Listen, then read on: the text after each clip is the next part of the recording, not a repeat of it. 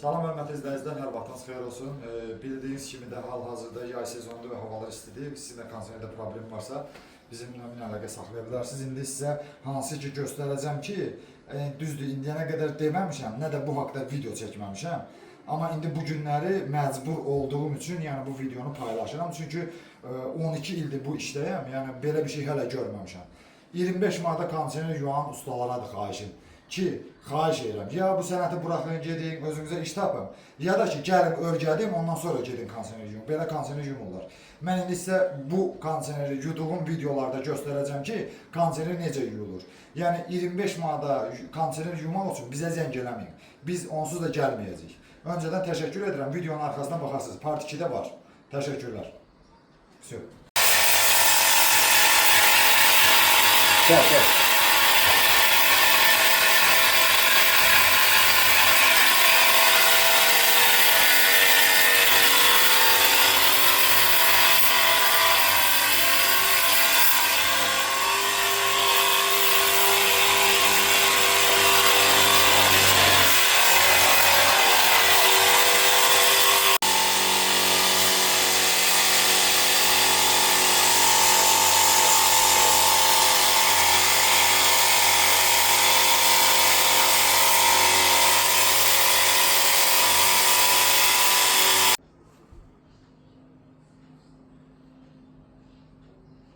Bilirsiniz 25 manada yolları, 25 manada belə söküb yollar, yoxsa necə?